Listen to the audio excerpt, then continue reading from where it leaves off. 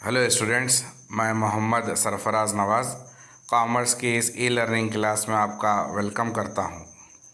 आज हम जिस टॉपिक को डिस्कस करेंगे उस टॉपिक का नाम है ऑथराइज्ड कैपिटल।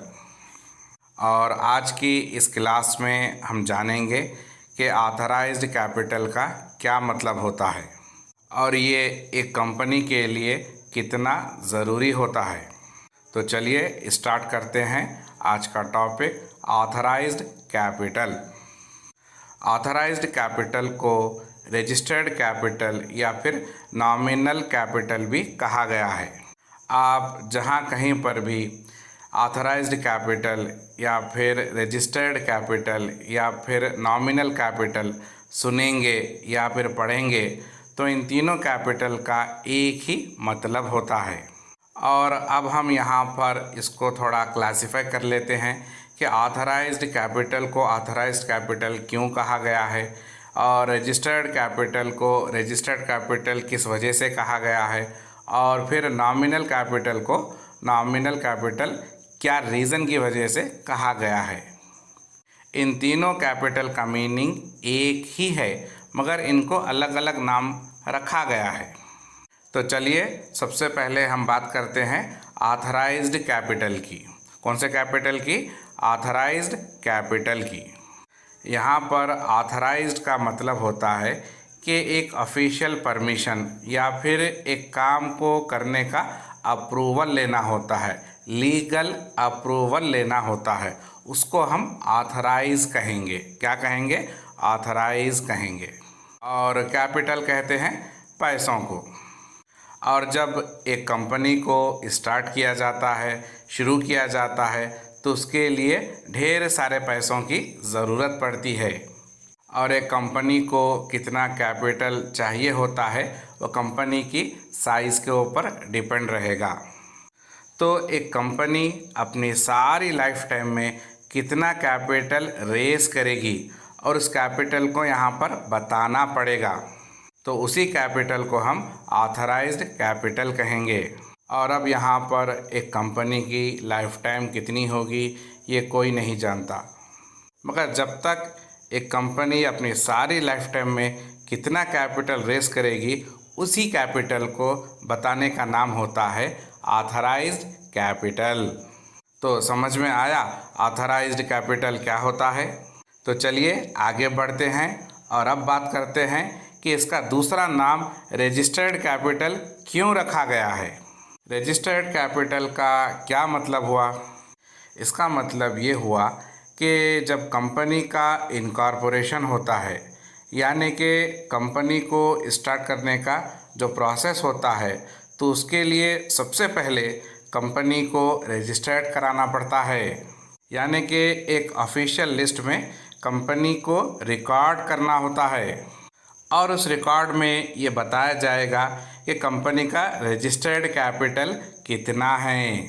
यानी कि एक कंपनी अपनी सारी लाइफ टाइम में, यानी कि जब तक कंपनी रहेगी उसकी अपनी सारी लाइफ टाइम में कितना कैपिटल वो रेज कर सकती है, तो उसी को हम रजिस्टर्ड कैपिटल कहेंगे। तो समझ में आया रजिस्टर्ड कैपिटल क्या होता है। तो चलिए आगे बढ़ते हैं और अब बात करते हैं उसके तीसरे नाम की। क्या है वो तीसरा नाम? तीसरा नाम है नॉमिनल कैपिटल। नॉमिनल कैपिटल का मतलब ये सिर्फ नाम का कैपिटल होगा। और यहाँ पर नाम का मतलब एक अमाउंट होगा, एक फिगर होगा, यानी कि एक कंपनी के लिए उतना ही नाम का कैपिटल रहेगा कि वो उस कैपिटल को अपनी सारी लाइफ टाइम में रेस करेगी। चाहे नाम कुछ भी रहने दीजिए, ऑथराइज्ड कैपिटल या फिर रजिस्टर्ड कैपिटल या फिर नॉमिनल कैपिटल, तीनों कैपिटल का एक ही मतलब है, एक ही मीनिंग है। और एक कंपनी जो अपनी सारी लाइफ टाइम में मैक्सिमम कैपिटल को रेस करेगी तो उसी को हम ऑथराइज्ड कैपिटल, रजिस्टर्ड कैपिटल या फिर नॉमिनल कैपिटल कहेंगे। कंपनी की एक मैक्सिमम लिमिट होती है, इस लिमिट से ज़्यादा कंपनी कैपिटल रेज नहीं कर सकती। क्या कंपनी जितना चाहे उतना कैपिटल रेस कर सकती है? नहीं, कंपनी ऐसा नहीं कर सकती। और अगर कंपनी को ज़्यादा कैपिटल का रिक्वायरमेंट है तो कंपनी को कुछ लीगल प्रोविजंस को फॉलो करना पड़ता है। तो उसके बाद कंपनी ज़्यादा कैपिटल रेस कर सकती है। और ये ऑथराइज्ड कैपिटल की एक मैक्सिमम लिमिट होती है जो पहले ही से डिसाइड की जाती है, और इसको कंपनी के एक डॉक्यूमेंट मेमोरेंडम ऑफ एसोसिएशन में बताना पड़ता है। और उस कंपनी के मेमोरेंडम ऑफ एसोसिएशन में एक क्लाज होता है। क्या होता है? एक क्लाज होता है जिसको कैपिटल क्लाज कहते हैं। तो उस क्लाज के अंडर कंपनी को ऑथराइज्ड कैपिटल बताना पड़ता है जो कंपनी अपनी सारी लाइफ टाइम में मैक्सिमम कैपिटल रेस करना चाहती है। तो समझ में आ रहा है ऑथराइज्ड कैपिटल क्या होता है? एक कंपनी जो अपनी सारी लाइफ टाइम में जो मैक्सिमम कैपिटल को रेस करेगी उसी को हम ऑथराइज्ड कैपिटल या फिर रजिस्टर्ड कैपिटल या फिर नॉमिनल कैपिटल कहेंगे। हर कंपनी की एक मैक्सिमम लिमिट होती है, उस लिमिट से ज़्यादा कंपनी कैपिटल रेस नहीं कर सकती।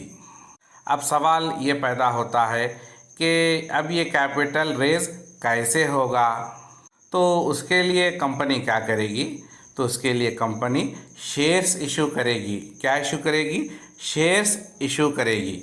और कंपनी शेयर्स इशू करके कैपिटल को रेस करेगी, जिससे कंपनी अपने कई सारे प्रोजेक्ट्स को स्टार्ट करेगी। और एक कंपनी को चलाने के लिए और उसके प्रोजेक्ट्स को इम्प्लीमेंट करने के लिए और भी कई सारे काम होते हैं जिनके लिए पैसों की ज़रूरत पड़ती है। और ये पैसे कंपनी अपने शेयर्स को इशू करके अपने कैपिटल को रेज़ करेगी।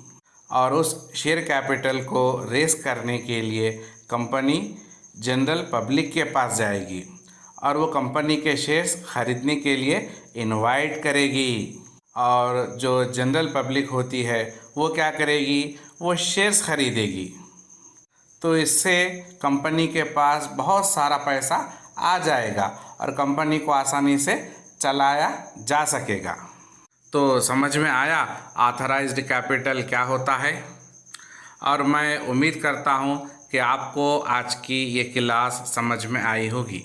तो हमारी इस क्लास को यहीं पर रोकते हैं और मिलते हैं अपनी नेक्स्ट क्लास में। तब तक के लिए अपना ख्याल रखिए और अपडेट होते रहिए और हर रोज़ कुछ नया सीखिए। Thank you.